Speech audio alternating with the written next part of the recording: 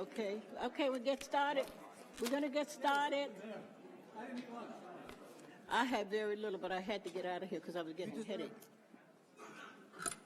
Okay. All right, Marcia Barros? Marcia Barros? She's not here. I know one person who's still here. That's Rory Gordon. Rory? She's here. Is she coming up or not? Yes, she's here. Oh, we need somebody to work the clock. Oh, yes. Michelle's outside. Where's Michelle? Would you tell Michelle to please come in? I don't know. I know I'm here. We're here.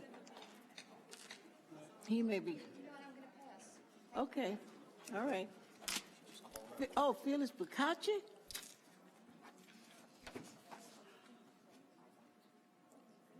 Is she doing the clock? Who's doing the clock? Wait, Phyllis, I don't want to cheat you out of any time. She's going to start the clock. Felix Procacci, 1165 Bond Street, Franklin Square, New York. Since Mr. Blakeman's not here, I'm still going to say it anyway. I would like Mr. Blakeman not to ever interrupt me again while I'm speaking at Town Hall. I have 7 phone calls outstanding in which he didn't reply. 2 a week and a half ago, he didn't reply to them. So until he returns my phone calls, I do not want him interrupting me while I'm speaking here.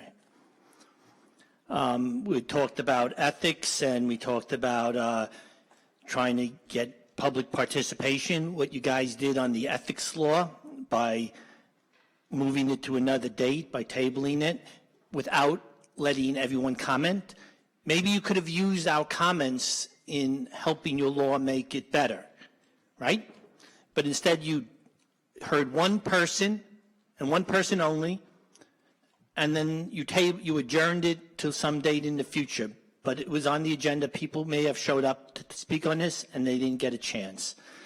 So I'm not sure why you adjourn it without comment.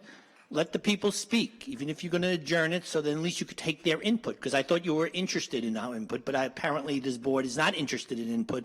You just basically lie to the people and tell them you are interested, then you adjourn something without comment. Listen, please, use good language, and we're here. We want to hear what you have to say, but you don't have to use words like that.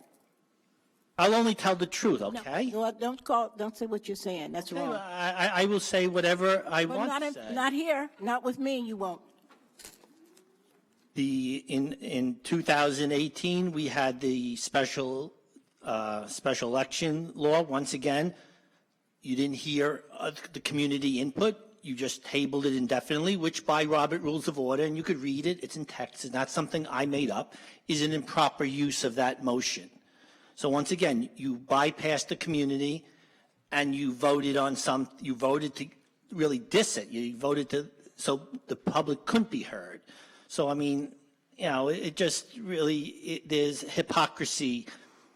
And as far as the meeting rules, we're talking about, you know, to make accommodations for like the lady in the wheelchair. Laura Gillen did provide a change in the rules in which we allow a certain period of time prior to the meeting. And what they do in North Hempstead is they provide 30 minutes for those who can't stay for the entire meeting. We can make some sort of accommodation. Then if anything that can't be handled in the 30 minutes, they could wait till the end of the meeting to be heard. So that's an accommodation we could do, but once again, that was voted down. So we didn't make any accommodation. We didn't want to talk about it. It just X. But you know, you're all concerned. And one last thing, I contacted Judy Bodgeworth because I noticed her notices were improper on her website. And give me a few seconds. No. And her notices were improper on the website. And we had an extensive conversation over 2 weeks in which she responded to my emails.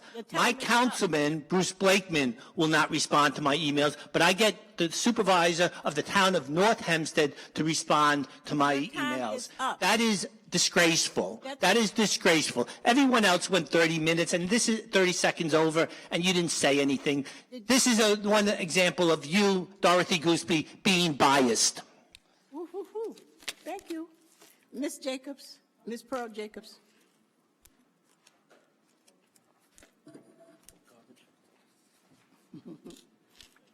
Yeah. Okay. Pearl Jacobs, Nostrand Garden Civic Association, Uniondale. Senior Councilwoman Gooseby, I would first like to give accommodation and a thank you to Mr. Clarence Shelton, who's been very, very, very proactive and responsive in dealing with our issues and our concerns related to the quality of life issues in Uniondale. I have been inundating him with a lot of emails, a lot of concerns, and he has hit every ball that I have thrown at him. So I really appreciate it, and if he's, I don't know if he's here or not, but I want to thank him. I will thank him publicly, You're okay? welcome. So I just wanted to let you He's know that. upstairs, and He's probably answering my emails. I'll give him some more when I get home. everybody takes care of them in my office, and I have him there just for that purpose, to make sure that we take care of it as we did before. Okay, so I really appreciate you giving me him as a point of contact, and I just want to let you know that he is definitely exceeding your expectation and exceeding my expectations. Okay, thank you. Okay. And another issue here is Black History Month. February is Black History Month, and in the interest of diversity and inclusion, I would like an answer to a question that I asked at a recent town meeting. I was promised an answer, and I never received one. I would like, can you provide the percentage of highly compensated minority employees that are employed by the town of Hempstead? And by highly compensated employees, I mean employees earning over $100,000 a year, minority employees. And I would like an answer from the town of Hempstead EEO. So the issue with that is that we don't have the information in that way. I'm trying to see if there's somehow we can get it to you in the format you want, but we do not have it like that. Okay, whatever way you can get it to me, Mr. Raw, please do. I need an answer. In the interest of diversity and inclusion, I really need an answer as to how many minority employees employed by the town of Hempstead are highly compensated, making over $100,000 a year. Thank you. Well, not us. Yeah, well, thank you. And one more issue. Senior Councilwoman Gooseby, there's a hot button now in Uniondale. Additional parking prohibitions need to be implemented on residential streets in Uniondale, especially on streets located within the village of within the vicinity of Hofstra University. A lot of tax-paying homeowners aren't able to park in front of their own homes. Their driveways are frequently blocked, and many of these cars have out-of-state license plates, which only exacerbates this issue. And like I said before, this is becoming a serious hot-button issue in Uniondale. I received a call this morning from a neighbor, and I had to really calm her down on the phone. So we really need to address this. There need to be additional parking prohibitions implemented in residential streets in Uniondale. Okay, I think that's probably your Hofstra students. So maybe we can make an effort to get Hofstra involved. Well, Hofstra, I don't think, I need someone from the town of Hempstead to probably come out or, discuss this. I'll send an email to Clarence. I don't know if you're going to get one of us to do that, because we don't have anything to do with parking. Well, who handles the Parking parking, on the streets themselves.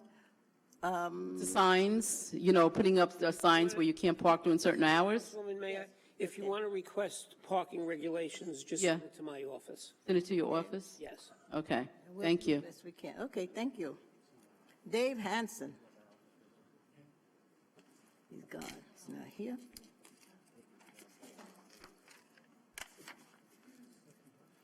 Murray Strongwater. Okay.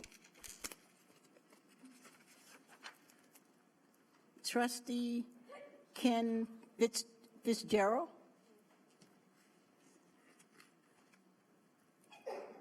Bless you. You're from, excuse me, yes.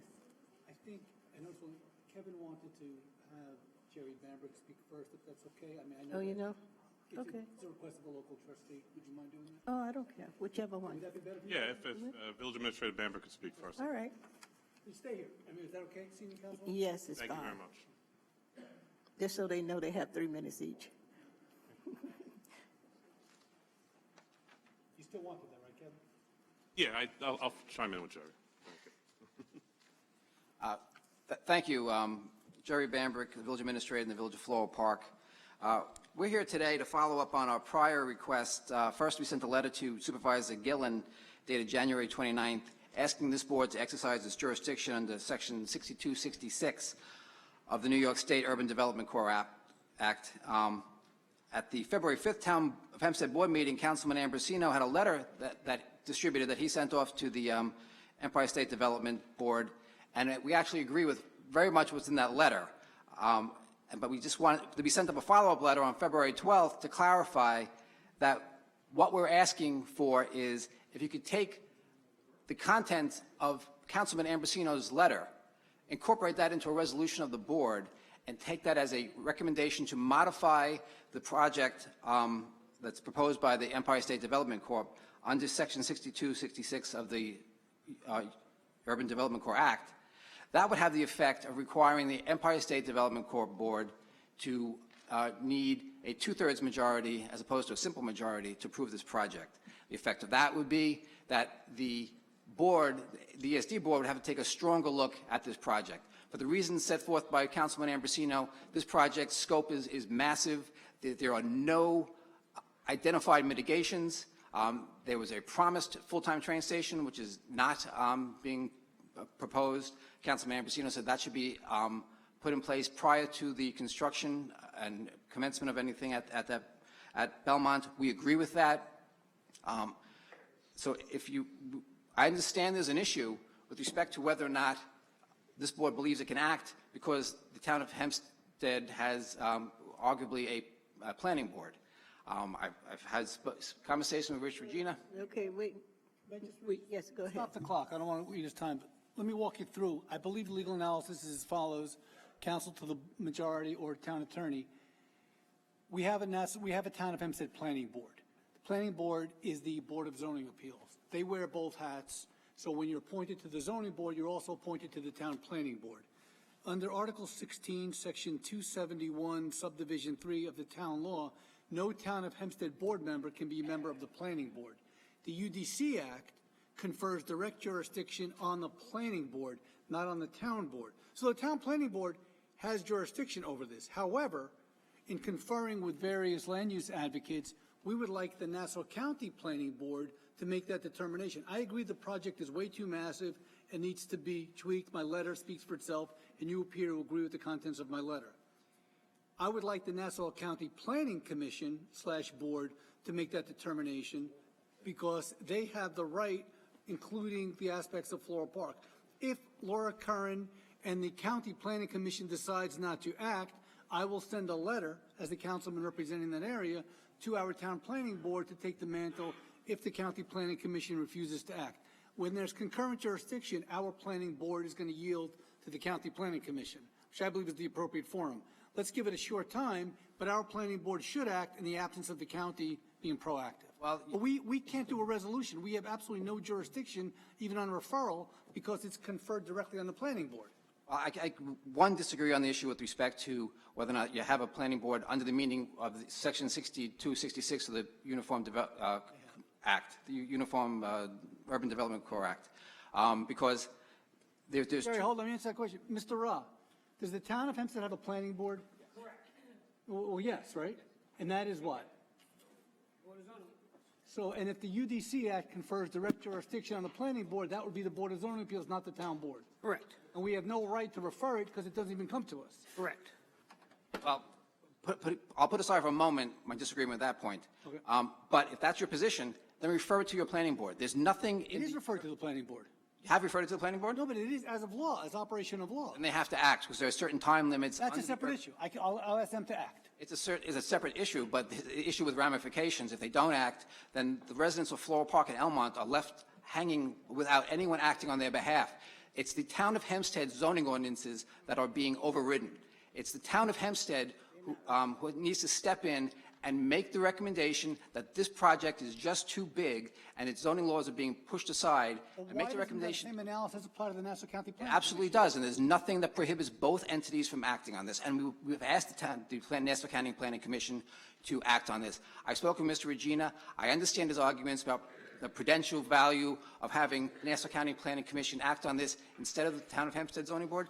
I can tell you the highest prudential value of any level of government is to get in between a harm that's about to happen to its residents and what's the source of that harm. This board could act. Either this board can act, and I believe it can, make that recommendation. Stop right there. Let's just, can we act on this? The statute is pretty clear that the planning board / commission of any municipality, doesn't say town board. If they wanted to say town board, they could, but this is semantics here, because have we referred to our planning board? Do you know if there's been anything? I don't think we even can. Well, so let me suggest this. Why don't you just write a letter to the Town of Hempstead Planning Board and ask them to act?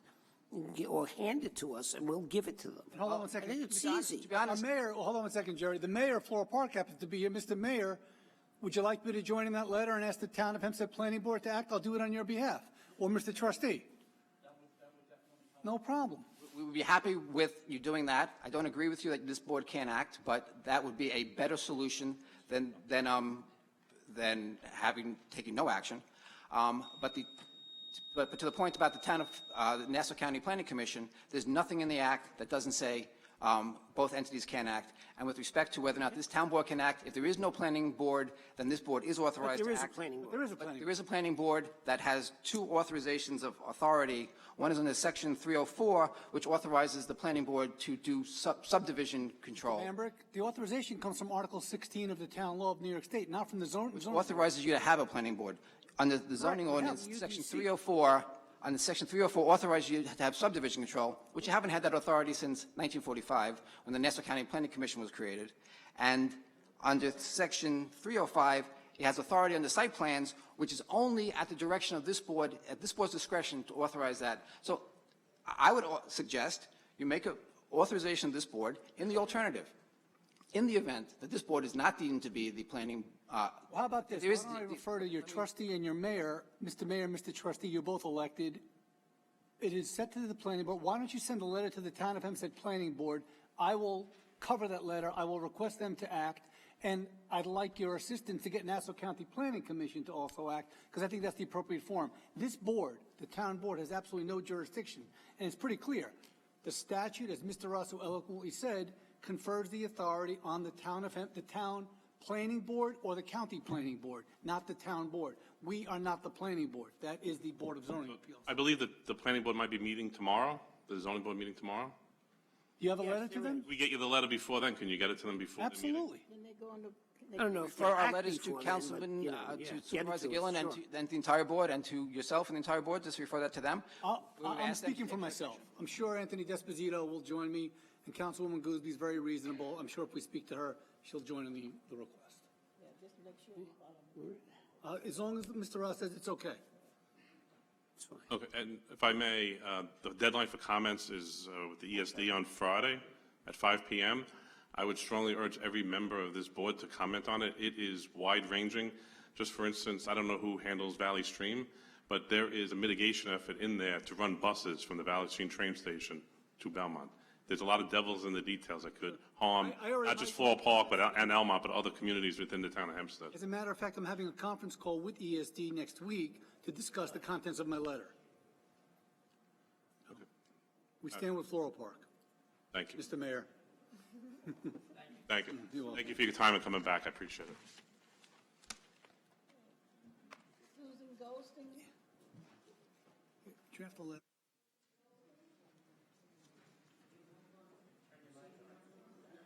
Susan Goldstein, is she here?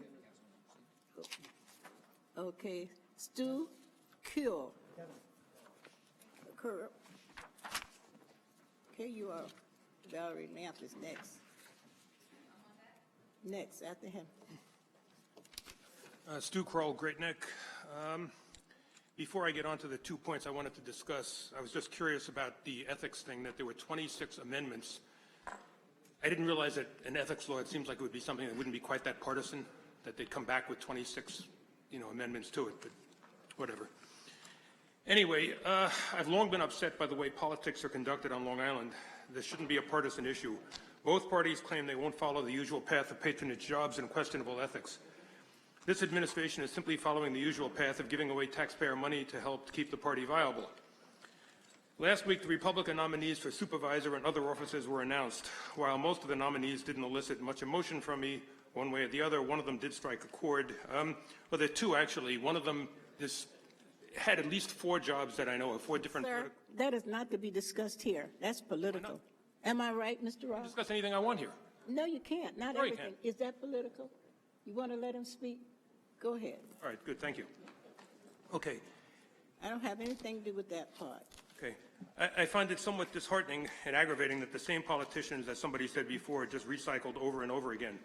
One individual, who I will not name, has either held or run for every political office in Nassau County. You'd think that there would be some individuals in this room or elsewhere, that might be motivated and talented enough to also run for political office. In her quest for a new job a few years ago, one person who's running for office over here became the president of a local college. This is quite an achievement, especially considering the university had no opening for the job, nor did she apply for it. I find this totally lacking in any sort of ethics. You take a chance, you run for office, terrific. If you lose, the party doesn't owe you a soft landing on the backs of taxpayers. On a personal note, Sylvia, I think you're doing a great job. You're very welcome. A short while ago, my second point is I asked the town board and the supervisor's office for assistance in helping a terrific animal rescue group called Pets for Love. They do a great deal of community work and are a great asset to the town. They are being evicted from the Source Mall by a home improvement company from Hong Kong, I believe. To be honest, my expectation of assistance was quite tempered. Unfortunately, my low expectations proved to be accurate. I was told there was a potential building available in Merrick near the sanitation buildings, and I dealt with Laura's key aide. Let's see. I offered my assistance in helping to determine suitability, but no response was forthcoming. Perhaps I have more expertise in evaluating a potential adoption, center than somebody else would. I never got to see the building or know the location of the building. I guess that went above my security code. On 4 separate occasions, I called for an update. None was forthcoming. This was just plain rude, and therefore implies that his time was valuable and mine was not. Quite the opposite is in fact true. Late last week, Pets for Love was informed via email that no suitable location was found. However, assistance was offered in placing his animals, presumably at the town shelter. The likelihood of Dave putting his beloved animals under the control of Mike Pastore is less than that of the Knicks winning the NBA championship. Thank you. Okay. Valerie Lamb?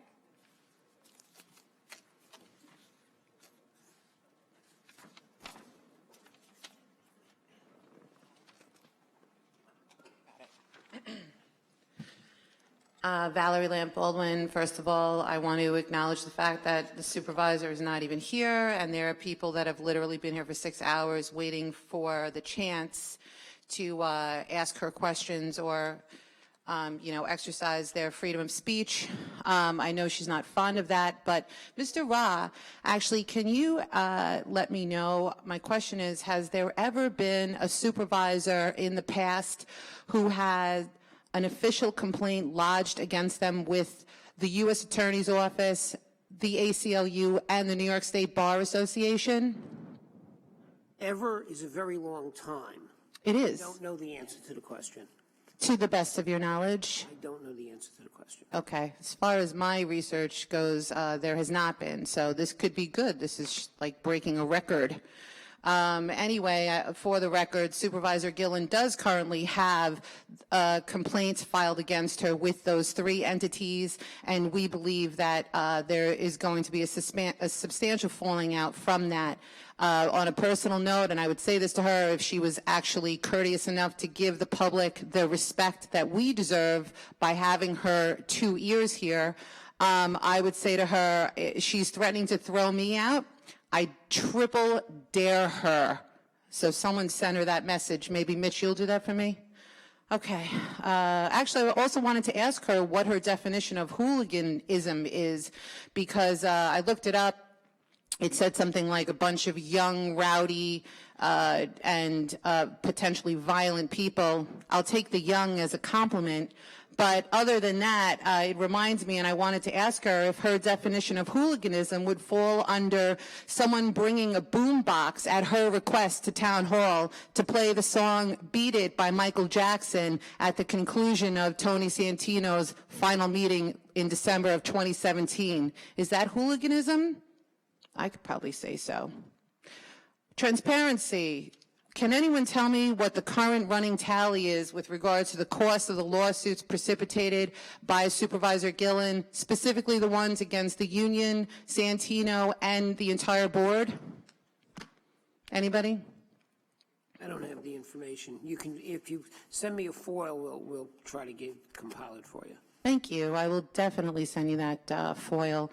And last but not least, I just wanted to let everyone know that we are watching and we take exception to the fact that Supervisor Gillen is selflessly campaigning here at Town Hall. And I wanted to ask her because, of course, she won't answer me, but how is she taking credit for tax savings and a budget that she voted against? Can you answer that? And Mr. La Caruba, you're her chief of staff. How is she taking credit for something she voted against? Is that a no? What? No, that's fine. You could say no, or you could just say something.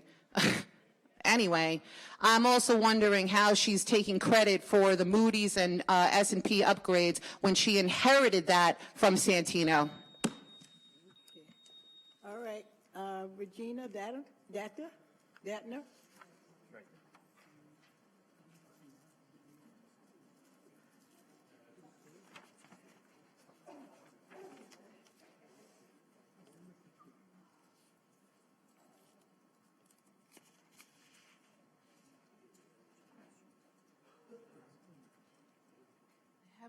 Good afternoon. I was going to say good morning. I thought I would be talking to everybody earlier today. Good evening. Good evening, right? That's what I should say. Good afternoon, evening. How's that sound? I'm telling you, it's been a long day. Okay. My name is Regina Datner. I live in Wantor. I'm a volunteer at the Town of Hempstead Animal Shelter for 5 years, walking dogs. I also do rescue, too, when I'm not at the shelter. There was a situation last week. A friend of mine I've known well over 5 years had adopted a dog there at the shelter. I didn't even know she was in the building because I was busy walking my dogs. And she called, she told me about it. And actually, I saw her after the adoption and was shocked and surprised. And I was happy for her, too, because it was one of my dogs I walked, so I was happy for him to find his home. Fortunately, everything was going well until she called me the early part of last week and told me he bit her. He bit her in the face, the chest, and the hand. And from what she told me, it had to do with food guarding. And he was on anxiety pills, too. I didn't know that when I was walking him. So she sent me a picture of just her face right over here. It had bandage on it. It had stitches underneath, which got taken out this past Saturday. And she asked me to please put it on. I have a volunteer buddy page, which is strictly for the volunteers only. It is not public at all. I can show anybody that page so they understand what I'm talking about. It was not my Facebook page at all. I wouldn't do that to anyone. She wanted me to let the other volunteers know about Tarragon. That was his name. She changed it to Teddy, that he was back and the reason why. And just to be careful because it could happen with any dog in the shelter, any dog at home. This kind of circumstance, especially when they're food guarders or they're toy guarders. So somebody from the shelter saw it on that private buddy page, put it all over the shelter without her permission. I had her permission to put it on there, and I have some papers here from a text message with her that has her permission on it. And so now as I sit here, I'm suspended. I'm suspended, and when Melissa Fogarty sent me the email on it, I didn't even see the email. Thursday, I went into the shelter to walk dogs. Thursday's a late night. Oh, God. And I was told by her, she sent me an email. I said, what email? She turned around and said to me, you're suspended. I said, why? Your time is up. Commissioner, would you speak with her? I waited 6 hours, I ma'am. know you did. So I've been here the whole time. Give me so I another know. minute, I want please. somebody to help her. I have everything here that shows that when she sent the email to me. Commissioner Marino's here. He will talk with her. Sure, I'll talk to him. I spoke to him already. I spoke to Mr. Ra earlier. I just want to get back to walking the dogs. I want the That's suspension why I want you to lifted. speak to him so he can talk to you and tell you what you need to do. As I told you at 11 o'clock this morning, because I knew that what kind of day this was going to be, there's a pending investigation, and when the investigation is completed, you'll be informed and you'll probably be reinstated. But I don't know what the results of the investigation are going to be. Just And it'll never be, heard of someone being suspended without at the time knowing why at the beginning, because there was other volunteers that have been suspended for other things and they were called into the office and told right away. Well, So I'm a little confused at when the that. investigation is over, we'll talk about it, okay? Okay, but I have these here. I'd like to pass Sure. on to everybody. Sure, give them and- to the clerk. Yep. And the email that doesn't show why in here, and also the text message, my friend and I here, where she spoke to them and she told her she gave the permission and it was on a private Would you page. give them to her, please? Okay. Thank you. Thank you very much for your time. You're welcome. Hopefully we can Thank all you. get home soon. Thank you. Good evening. Eugene Turner?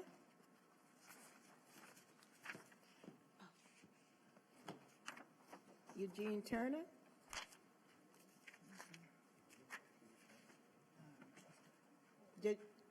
John Urban, what is that?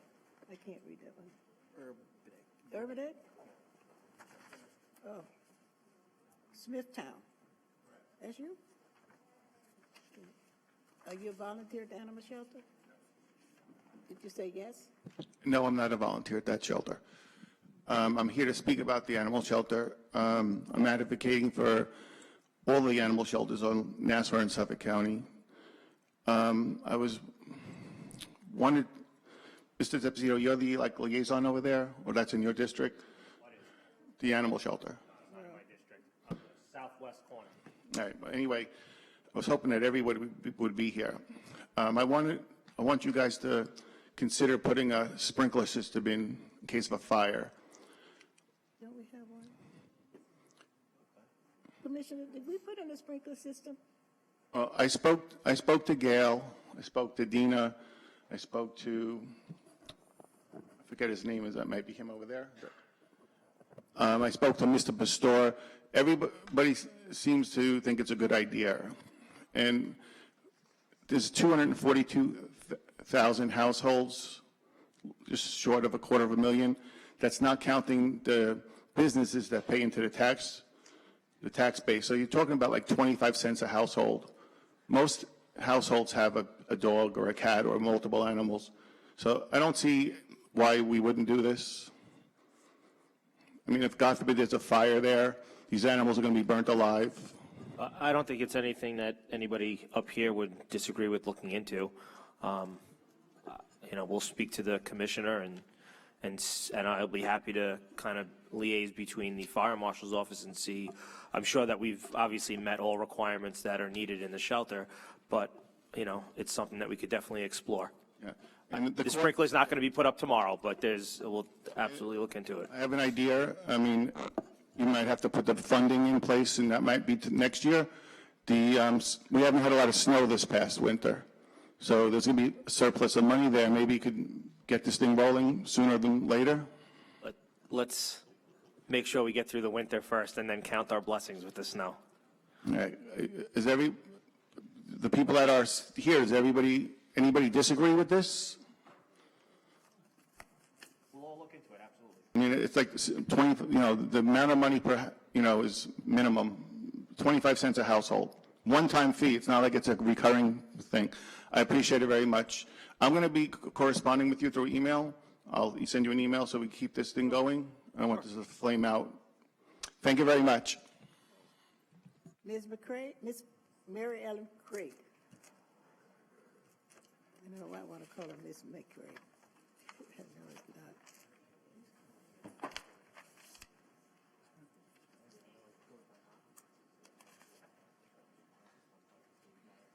She's gone. I think she's not here. Thank you. I have been approached by residents about a property, bless you, I didn't hear you. Could you repeat it, please? about a property on the northwest corner of Uniondale Avenue and Jerusalem Avenue, which was a former gas station and now a repair shop. However, there are derelict gasoline pumps on the property which are in a blighted condition. I understand the shop owner cannot be required to remove the pumps, but can we work to have them contained neatly or somehow improved? Well, ask the Commissioner of Buildings, would you kindly take a look at that? Give him the address.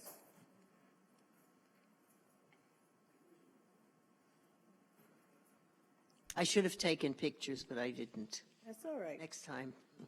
Good afternoon. The problem is if they remove the pumps, then they lose their use in the GSS. That's probably why they're not removing them. Well, is there a way to require them to, I'll say, beautify, improve? I mean, there are things hanging and, the canopies are in bad condition. I think it's a safety issue. I'll send an inspector by it. I would appreciate that. I think there are things that could be done that would make it look better for the community. And even if it's just wrapping them and putting some artwork on them, I mean, really, it's not a good entry situation for our burgeoning community, for the people coming up to the hub and so on. Okay, thank you. I appreciate that. You have my phone number. And the other thing is, do we have any information on the number of people who signed up for the classes at the parks? Was there any significant difference? I'm sure Commissioner Lino doesn't have that on him, but I'm sure you could provide that for Ms. Cray. The question was who has signed up and is participating in classes at our various parks townwide. Formerly, we all got the booklet to our homes. That is not the case anymore. My impression is that fewer people knew about the classes. We might be down a few people, but not something so significant. I see. Well, I have not had the opportunity to go to my 2 classes yet, but I will check with what people have to say, and I think that there's a lot of disappointment with the way the sign-ups are now. Okay, I'd be more than happy to give you my card when you go to your classes. If you have any questions or any concerns, give me a call and Good. we'll discuss it. Okay, great, thank you. And Senior Councilwoman, you do not realize you're not properly using your microphone, and many times we cannot hear what you're saying. So I would suggest that you move the microphone closer or in some way, use it, because we need to hear what you have to say. Okay, thank you. It's out of power. She's been talking for 9 hours. Miss Meriday is no longer here, right? She's gone? Miss Meriday? Okay. Lucia DeFina. Okay. Gerald,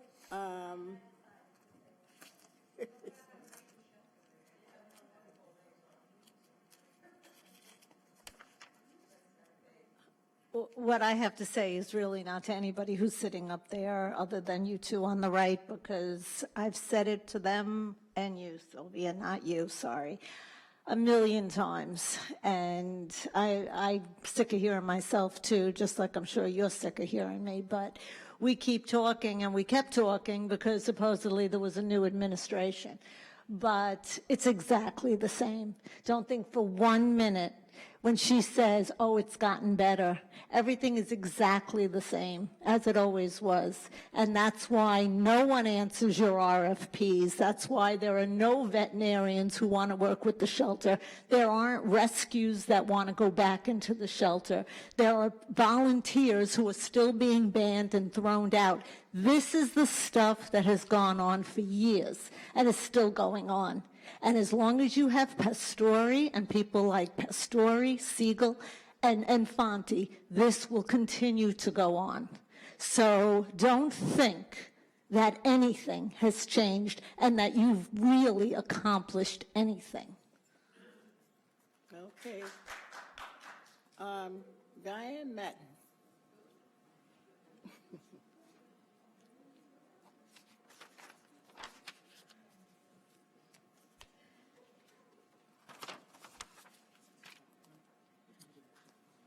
Before I begin, before the clock begins, Councilman D'Esposito, could you please explain that last resolution that was added? Could you stop the clock, please? Where it appeared to me that Laura Gillen was not following protocol for voting. I just would like to know more. It wasn't really a resolution. It was just me asking for us to follow the rules of the town board moving forward, where she votes first and then we go in alphabetical order. So she has not been doing that? Correct. That's interesting. The other thing is, and quite honestly, I'm happy that her chair is empty. I can't kind of close my eyes and open and pretend it's November. Believe me, she's going to be out of here long before any of us are thrown out of here. I found it interesting, too, for her to attack jobs in town of Hempstead, and then 5 minutes later stand up there with Kathleen Rice's sister-in-law. And maybe to her, it doesn't make a difference, and, you know, that's okay because that's her chosen staff. Nice, generous of her with our money. It makes no difference. It makes no difference. And that's where she ends up getting called a hypocrite, because she is the biggest political hypocrite I have ever sat across from in this town. As far as what I wanted to speak about today, aside from this volunteer getting banned, she was going to help the purple people, remember? She was going to protect them. Never has said she's going to protect the animals. Where is she? She's got a purple person here. By the way, Mr. Ra, Supervisor Santino used to resolve this in private meetings with us and pick up the phone and bring back the people. Once he found out Patty Miller was banned for saying something on Facebook, he picked up the phone and she was back in the building in 5 minutes. Not quite sure what's going to take weeks to do an investigation and use those kind of resources to remove a senior woman with a perfect record that goes in there to walk 6 dogs. Ms. Madden, she's been taken care of, and someone's elected with her now. Thank you very much. By the way, another hypocritical remark of Gillen about the hiring in Hempstead. The first thing she did with regards to an animal shelter that she used those animals to campaign on, and they're no better off. She's found ways to manipulate numbers, and when I'm going to pick a particular meeting to devote to how she's manipulated all of those numbers: intake, surrender, euthanasia, adoption, rescue. I will be specific because I know what's going on there and I know what she's doing, and maybe you're doing, I don't know. But in any case, the first thing she did was hire a purely political patronage liaison for the animal shelter with no shelter experience. So that's what she thinks about the animals. And she doesn't realize that when she attacks other people for patronage, she's living in a glass house. As far as this, the animal shelter right now, Mr. Ra, maybe you could help. We wrote this law together, spay-neuter mandatory law. I'm not sure if you're aware that the animal shelter and seasoned volunteers are releasing pedigree dogs that do not have AKC papers, do not have legitimate registry papers, but things you print up online. Some of your staff have offered to return animals that are pit bulls if the owner can supply AKC papers to pit bulls. These animals ended up going back to backyard breeders. How? through fake certification. So I'd like to know, maybe Mr. LaCaruba, since you're the liaison over there, who is responsible? Is it you responsible to find out and to implement a law that's already in place that is being circumvented, and we have pit bulls intact being returned to owners? We have Yorkies that have been used for breeding, going back to backyard breeders. Who's going to resolve this, Mr. Ra? Was there a meeting on this issue of the spay-neuter law? Because animals are going back to owners, and they're not exempt from this law. Wasn't aware of it. We'll look into it. How are you looking into it? We're going to talk to the animals. We're going to talk to the You're going to talk to the director? He's doing it. He's mismanaging the whole place. Talk to Mr. LaCaruba, and we're going to... Why did I catch it then? You're going to talk to Mr. LaCaruba? Mr. LaCaruba, how come you don't know about this? Ms. Madden. Why would I know about it? You're just bringing it up now, Ms. Madden. You have a misconception on what a liaison to the animal shelter is from the supervisor's office or anywhere else, quite honestly. I'm the chief of staff for the supervisor of the town of Hempstead.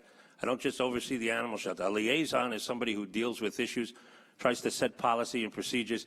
When the shelter has a problem, they're run by the director and the commissioner. They're not run by me. I don't oversee the day-to-day operation of that facility, nor do I oversee the day-to-day operation of any department in this town.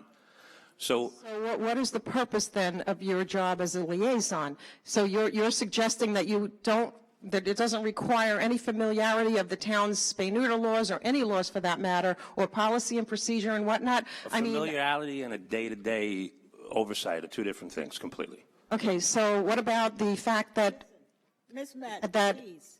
the public is waiting 30 minutes now because of a policy that's in the animal shelter? Who examines that? Is that your job to go back to the supervisor?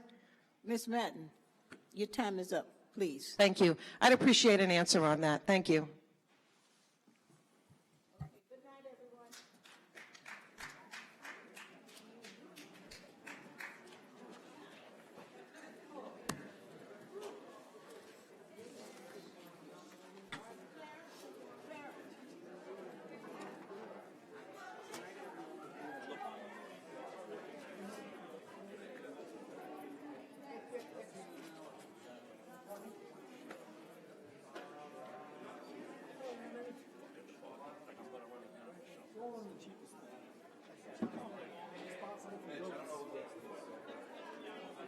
Probably